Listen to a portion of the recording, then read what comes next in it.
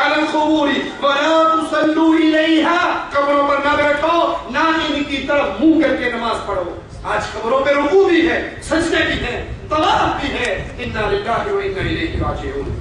صحیح بخاری میں ہے حضرت انس رضی اللہ عنہ وارضاہ ایک قبر پہ نماز نہ جاننے بے علمی میں پڑھ رہے تھے، حضرت عمر پاس سے گزرے، کہا بچو قبر سے، بچو قبر سے۔ قبر پہ نماز پڑھنے کے لیے اسلام اجازت نہیں دیا کرتا۔ قبروں پر بیٹھ کر، درگاہوں پر بیٹھ کر قرآن کی تلاوت ہے، درگاہوں پر قرآن کی آیات کی نصب ہے۔ حالانکہ اللہ کے نبی صلی اللہ علیہ وسلم نے اجر و ثواب کے سارے کام اپنی امت کو بیان کر دیے، اور ان بیان کردہ کاموں پر قبروں پہ بیٹھ کے قرآن پڑھنے کا کام، نبی کی بیوی خدیجہ فوت ہوئی رضی اللہ تعالی عنہ، بیٹے فوت ہوئے، بیٹیاں فوت ہوئی، چچا شہید ہوئے، صحابہ شہید ہوئے، صحابہ فوت ہوئے، صحابیات فوت ہوئی۔ نبی نے اپنے صحابہ کو نہیں بھیجا، نہ خود گئے، کسی قبر پہ کھڑے ہو کے رسول اللہ صلی اللہ علیہ وسلم نے یا آپ کے اصحاب نے قرآن نہیں پڑھا، قرآن خوانی نہیں کی۔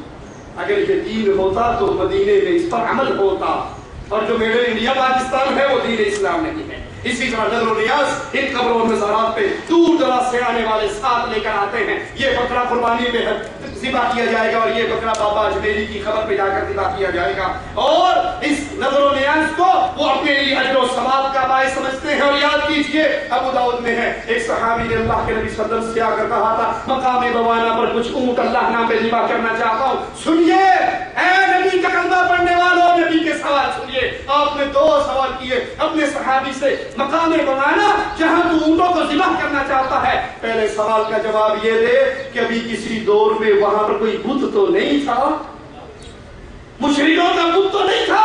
کہا نہیں یا رسول اللہ صلی اللہ علیہ وسلم۔ کہا اس وہاں کہیں کسی بابے کی کوئی عید مشرکین کی نہیں منائی جاتی تھی؟ کہا نہیں، اللہ کے نبی عید بھی نہیں تھی۔ آپ نے اگر وہاں بت بھی نہیں تھا، وہاں پہ عید بھی نہیں تھی، تو جاؤ اپنی نظر کو پورا کر لو، اور اگر وہاں پہ بت ہوتا یا عید ہوتی، میلہ عرس ہوتا، تو نبی اہل ایمان کو اللہ نام پر بھی وہاں ذبح کرنے کی اجازت نہ دیتے۔ صحیح بخاری میں ہے، شخص ایک مکھی کی وجہ سے جنت میں داخل ہوا، ایک مکھی کی وجہ سے جہنم میں داخل ہوا۔ پکڑ لیا پاپوں کے پجاریوں نے دو مسافروں کو، کہا گزرنا ہے تو نیاز دینی پڑے گی، نظر اللہ نیاز حسین فرشتہ، انہوں نے کہا مسافر ہیں، غریب ہیں، ہمارے پلے میں کچھ نہیں ہے۔ کہا کچھ نہیں تو مکھی مار کے دے جاؤ۔ ایک نے مکھی ماری دے دی، اس کا راستہ چھوڑ دیا۔ رسول اللہ صلی اللہ علیہ وسلم کی حدیث بتاتی ہے کہ وہ شخص اللہ کی جہنم میں داخل ہوا۔ دوسرے سے کہا مکھی دے، اس نے کہا مکھی کا خالق بھی اللہ ہے، مکھی بھی دوں گا تو رب کے نام پہ دوں گا، کسی پیر فقیر بابے بزرگ کے نام پہ۔ ارے بکرا بڑا ہے، اونٹ بڑا ہے، تیل بڑا ہے، گلاب کا پھول پھر عظیم ہے، ایک مکھی بھی نہیں دوں گا۔ انہوں نے قتل کر دیا، جو مکھی نہ دے کر قتل ہوا یہ سیدھا رب کی جنت میں داخل ہو۔ پیروں کی قبروں پہ چادر چڑھانے والوں، اونٹوں کی نیاز دینے والوں، بکروں کی نیاز دینے والوں، شاہ جمال کے دربار پہ جا کر کہنے والوں، پیر شاہ جمال ککڑ گھین سے پتر دے رکھتا لال، یہ مرغا مکھی سے تو اچھا ہے۔ مکھی دے کر وہ جہنم میں داخل ہوا، کیونکہ یہ نظر عبادت ہے اور ایک اللہ کا حق ہے۔ یوفون بالنذر ویخافون یوما کان شرہ مستطیرا، اللہ کے وہ بندے اپنی نظریں پوری کرتے ہیں اور روز قیامت سے ڈرتے ہیں جس کا شر پھیل جانے والا ہے۔ اسی طرح نظر کا ذکر صدقات کے ساتھ بھی آیا ہے، وما انفقتم من نفقۃ او نذرتم من نذر فإن اللہ یعلم، تم جو کچھ اللہ کے راہ میں خرچ کرتے ہو یا منت مانتے ہو تو بے شک اللہ اسے جانتا ہے۔ اس سے معلوم ہوا کہ نظر عبادت ہے، اور حدیث میں بھی آتا ہے کفارۃ النذر کفارۃ الیمین، نظر کا کفارہ وہی ہے جو قسم کا کفارہ ہے۔ ان قبروں پر جانوروں کو ذبح کیا جاتا ہے، حالانکہ یہ بہت بڑی عبادت ہے۔ صحیح مسلم میں حضرت علی رضی اللہ عنہ سے روایت ہے، رسول اللہ صلی اللہ علیہ وسلم نے فرمایا لعن اللہ من ذبح لغیر اللہ، اللہ کی لعنت ہو اس پر جو اللہ کے علاوہ کسی اور کے نام پہ ذبح کرے۔ وہ اجمیری کے نام پہ ذبح کرے، لال شہباز کلندر کے نام پہ ذبح کرے، پیر اور بابے کے نام پہ ذبح کرے، مندر کے نام پہ ذبح کرے، جس کے نام پہ بھی ذبح کرے، لعن اللہ من ذبح لغیر اللہ، جو اللہ کے علاوہ کسی اور کے لیے ذبح کرتا ہے اس پہ اللہ کی لعنت برستی ہے، اور جو رب کے لیے ذبح کرتا ہے اس پہ رب کی رحمت اترتی ہے۔ انما حرم عليكم الميتة والدم ولحم الخنزير وما أهل به لغير الله، اللہ نے تم پر مردہ، خون، سور کا گوشت اور ہر اس پہ ذبح کیا جاتا ہے۔ 9 محرم کو حسین کے نام پہ ذبح ہونے والا گوشت لینے والوں کہتے ہیں بیٹا یہ پڑوسی ہے، محرم کا گوشت لایا ہے، شبرات کے کنڈے لایا ہے، لے لو کوٹھے دے سٹ دیا جی، نہ کھایا جی، اگر نہ لوگے تو دوستی خراب ہوگی۔ تو لے کر کوٹھے میں پھینکے گا، تیرے بیٹے کہیں گے ابا جان لے لیا کرتے تھے، چھپ کے کھا بھی لیا کرتے تھے، کھانا۔ غیرت ایمان یہ ہے جو غیر اللہ کے نام کی چیز ہے، وہ 11ویں کا دودھ ہو، وہ بی بی فاطمہ کی سن کے ہو، وہ کسی حضرت کے دربار پر تقسیم ہونے والا دودھ ہو، کہو یہ غیر اللہ کے نام پر ہے، سور سے زیادہ حرام ہے۔ اہل توحید اس کو قبول، تم ڈرتے ہو ان سے دوستی خراب ہو گئی، ارے اگر مشرکوں سے محبتیں بڑھ گئی تو رب سے دوستی خراب ہو گئی تو پھر کیا کرو گے؟ دعا مانگنا اور فریادیں کرنا انہی قبروں پہ کی جاتی ہیں۔ مزارات پہ حاضری دینے والوں کی اکثریت کا قیدا ہے۔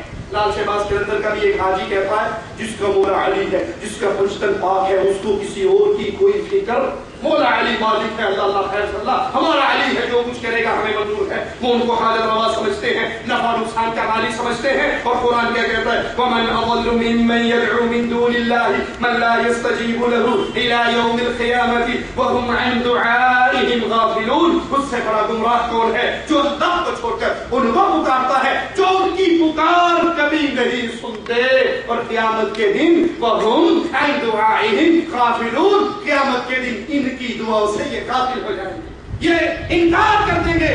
یا علی مدد کے نعرے لگانے والوں، لال شہباز قلندر کی آواز بلند کرنے والوں سے باز کرے پرواز، جبری راز دلا دے یہ آوازیں لگانے والوں، قرآن بتاتا ہے قیامت کے دن تمہاری اس پکار کا انکار ہو جائے گا۔ ان الذین تدعون من دون اللہ عباد امثالکم، اے لوگوں جن کو تم اللہ کے علاوہ پکارتے ہو یہ تم جیسے انسان ہیں، تم جیسے بندے ہیں۔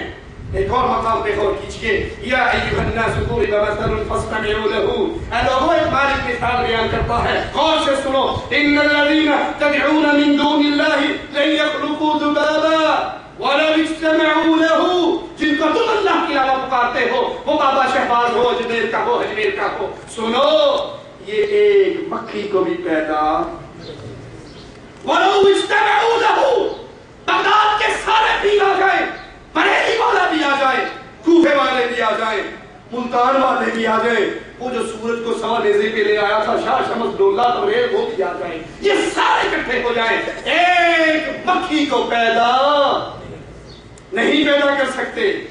وَإِن يَسْلُبْهُمُ الذُّبَابُ شَيْئًا لَا يَسْتَنقِذُوهُ مِنْهُ، یہ تو بڑی بات ہے مکھی پیدا کریں، انسانوں کو بلا کر ان کے سامنے حلوہ شریف رکھ دو، یہ پیر اور بابے حلوے کی طرف ہاتھ بڑھائیں، ان سے پہلے اللہ کی پیدا کر دیے مکھی اپنے حصے کا حلوہ شریف لے لے، یہ سارے بابے ٹیلوی ڈالتے مکھی کو رکھو، یہ مکھی کے پاس سے اپنے حصے کا حلوہ نہیں چھین سکتے۔ ضعف الطالب والمطلوب، جو پکار رہا ہے یہ بھی کمزور ہے، جس کو پکارا جا رہا ہے وہ بھی کمزور ہے۔ طاقتوں والا کون؟ ایک اللہ، اس کا وجہ ہے۔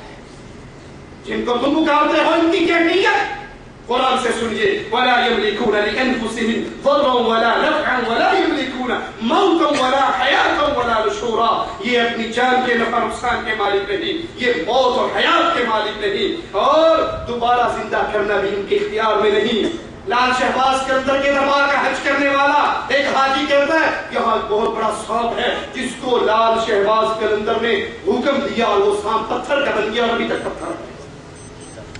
ایک مسواک بھی ہے لال شہباز قلندر کے دربار پہ جس کی لمبائی 12 فٹ ہے اور موٹائی اس کی موٹائی 2 بندے مل کے چھپا ڈالیں تو وہ تب بازو میں آئے گی کہ بابا جی پتہ نہیں کرتا کیوں نہیں، لا حول ولا قوت۔ اور وہاں کے مجاور کہتے ہیں یہ مسواک اس کے نیچے ایسی جگہ ہے کہ لیٹ کے گزرا جاتا ہے، جو اس کے نیچے سے گزر جائے، اولاد نہیں تھی تو اولاد ہو جائے گی، رزق نہیں تھا تو وہ مل جائے گا، ساری مصیبتیں اس کی دور ہو جائیں گی۔